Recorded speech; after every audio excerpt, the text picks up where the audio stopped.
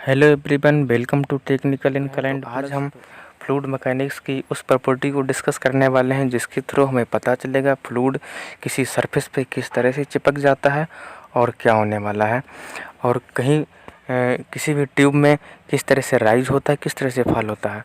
आप समझ चुके होंगे हम कैपिलरिटी की बात करने वाले हैं, और चिपकने से आपको पता होगा हम एडेशन की बात करने वाले हैं। तो आइए स्टार्ट करते हैं। बने रहिए वीडियो में लास्ट तक जिससे कि आपका क्रिस्टल और क्लियर कॉन्सेप्ट हो सके। तो हम बात करने वाले हैं एडेसिव एंड कोहेसिव फोर्स की। एडेसिव एंड कोहेसिव फोर्स की बात करने वाले हैं। तो यहाँ पे हम देख रहे हैं कि एडेसिव फोर्स से हमें पता चल जाता है कि बोलता है एडेसिव में हम स्टार्टिंग में देख रहे हैं कि यहाँ पे है ऐड का मतलब ये किसी चीज़ से जुड़ रहा है, किसी भी चीज़ में जुड़ रहा है। तो इसको अगर हम बात करें कि हमारा फ्लूइड कुछ ये है तो, और कोई अपना सॉलिड बाउंड्री ये है, तो ये सॉलिड बाउंड्री से जुड़ जाएगा, सॉलिड बाउंड्री से चिपक जाएगा, तो इसे हम एडेसिव बोलने वाले हैं। तो जैसे कि हम कभी कभी बात करते हैं कि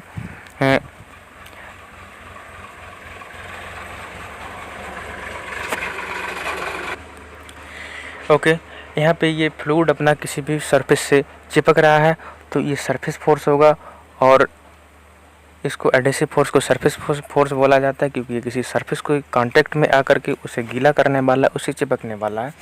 तो हम बात करने वाले हैं कि एडेशन फोर्स को क्या बोल सकते हैं, इसकी डिफिनीशन को।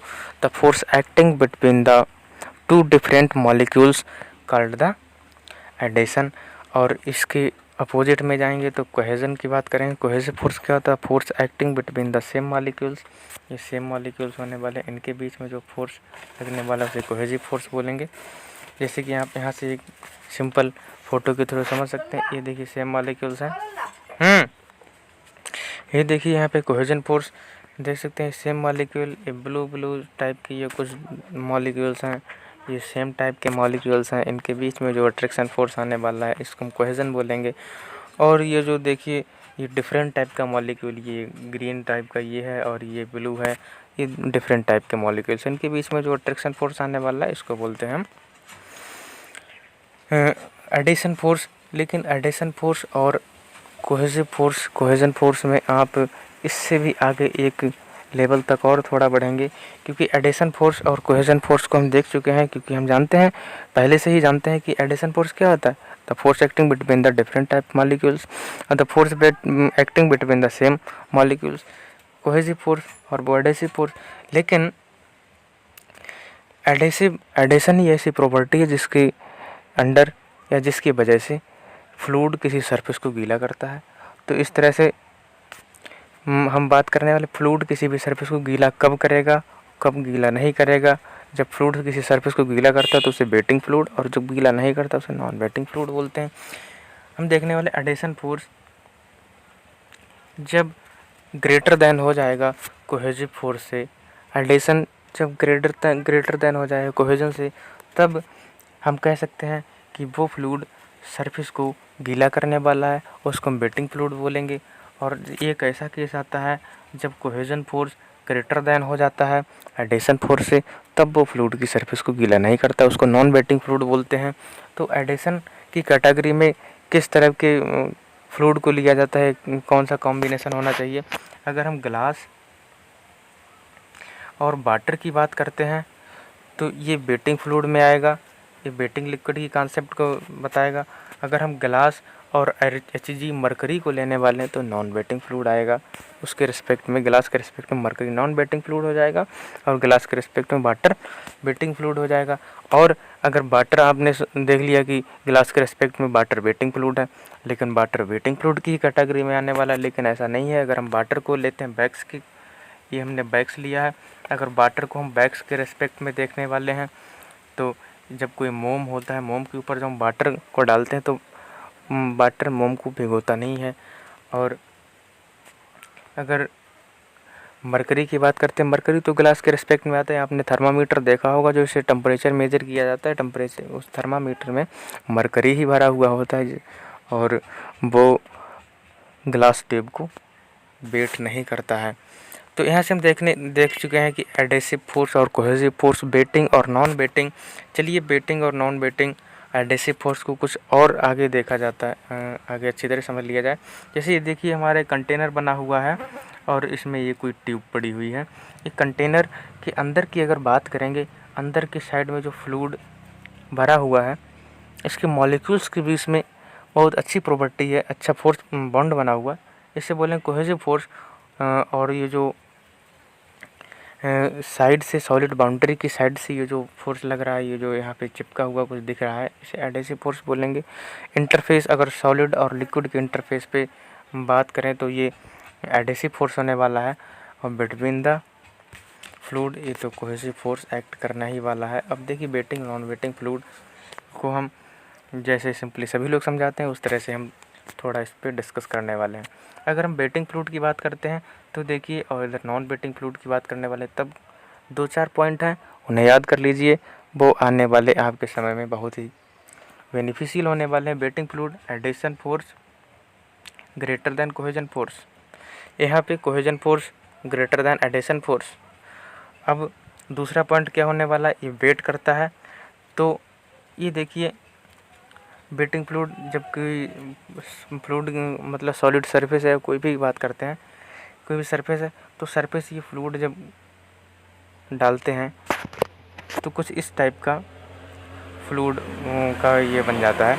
तो यहाँ से ये जो इंटरफेस होता है, लिक्विड और सरफेस का इंटरफेस होता है, यहाँ से जो हम डायग्राम, वो जो हम टेंजेंट ड्रा करने वाले हैं, तो वो tangent less than the 90 degree आने वाला है। ये थीटा अगर हम बात करेंगे, इसे बोलते हैं angle of contact. Angle of contact made by the A tangent drawn from liquid और सॉलिड के इंटरफेस से।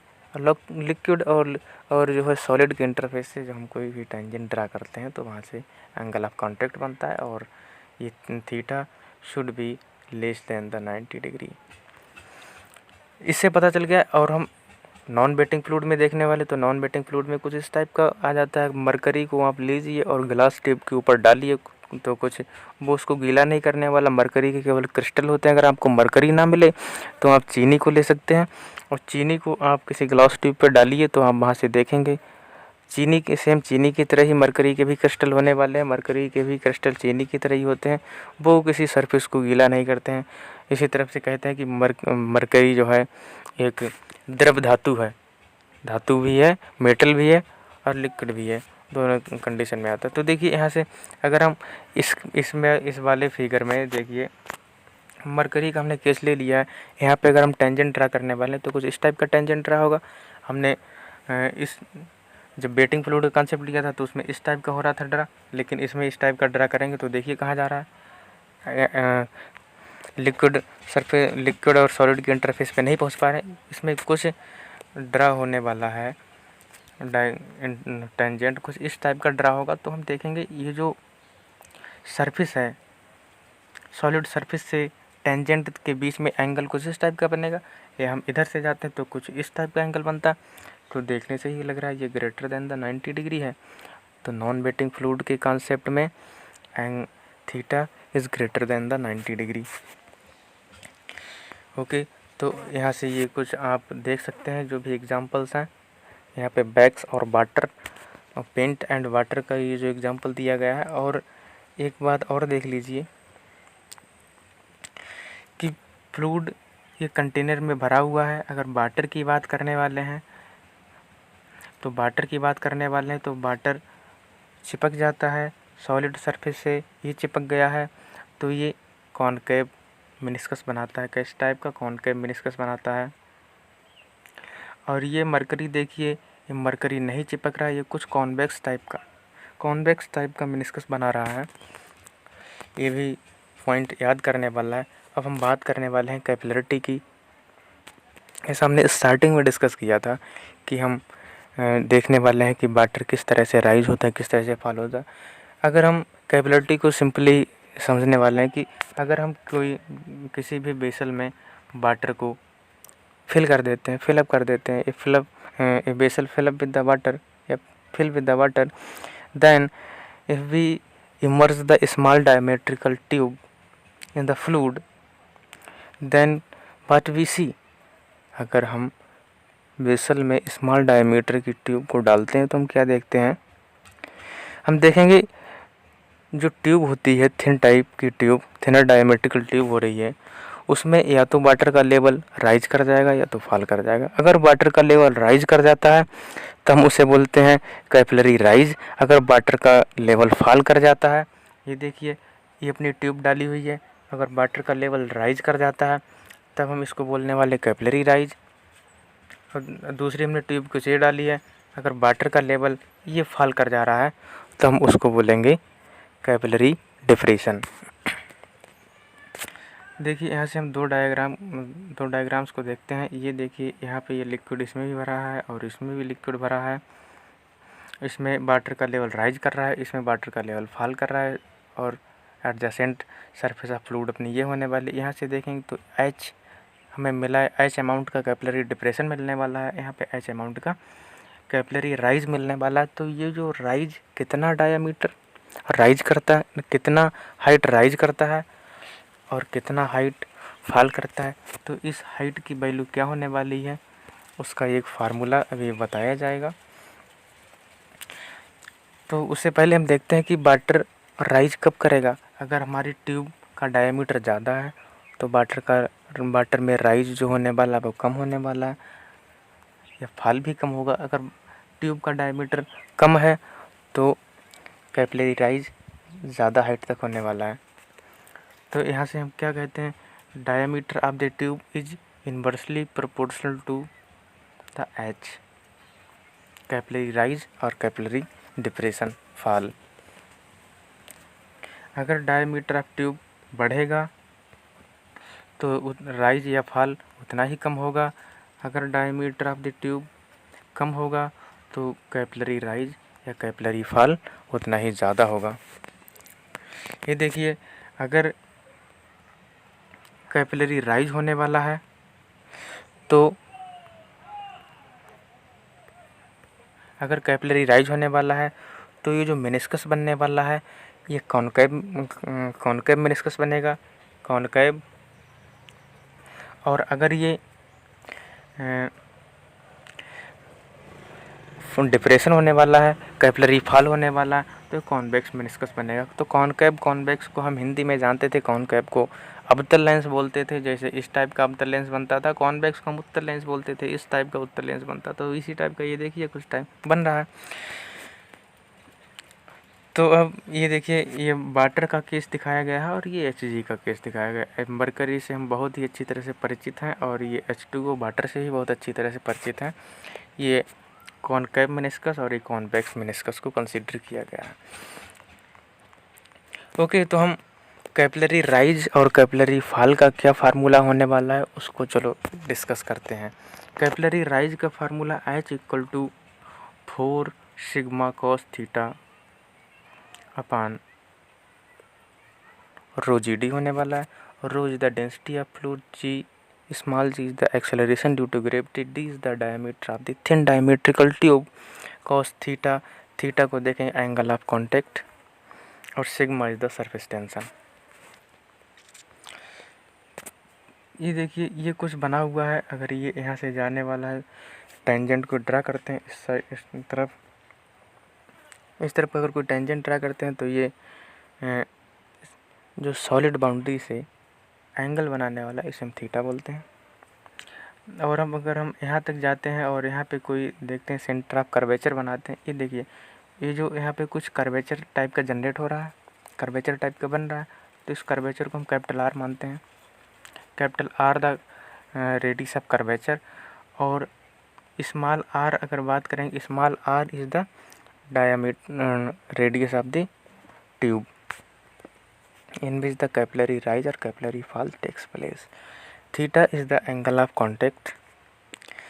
तो एंगल ऑफ कांटेक्ट क्या होने वाला है ये हम देखने से ही बता सकते हैं। H2O का केस है, ये मरकरी का केस है।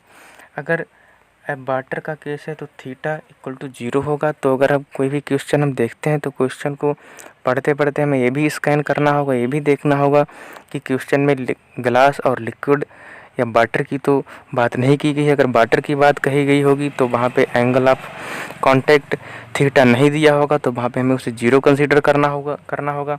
अगर मरकरी की बात करें तब भी अगर नहीं दिया हुआ होता है थीटा, तो वहाँ पे 128 डिग्री हमें कंसीडर करना होगा थीटा की वैल्यू। और अदरवाइज कोई भी दूसरी लिक्विड और या फ्लूइड्स की बात करेगा तो वहाँ पे थीटा की वैल्यू दे देगा। तो हमने अभी फार्मूला क्या देखा था, 4t cos थीटा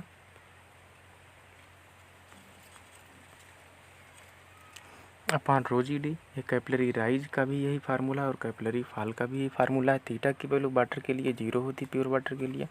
मरकरी के लिए 128 डिग्री होती है, ये अभी आपको बता चुके हैं। टी अगर बात करें, टी या सिग्मा सरफेस टेंशन होगा, वो भी आपको वैल्यू गिवन होगी। D is the diameter of tube, आप देख सकते हैं कि किस टाइप की जो थिनर डायमीट्रिकल ट्यूब डाली है उसका डायमीटर क्या है, उसका डायमीटर अप्रोक्स 10 mm से कम होना चाहिए।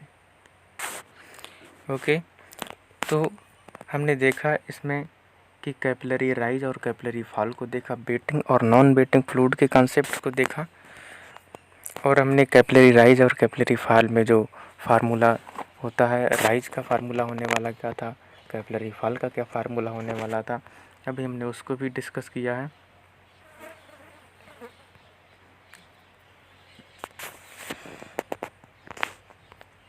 ओके, तो वीडियो को आप देखते रहिए और अपनी प्रिपरेशन को एक नेक्स्ट लेवल तक पहुंचाते रहिए।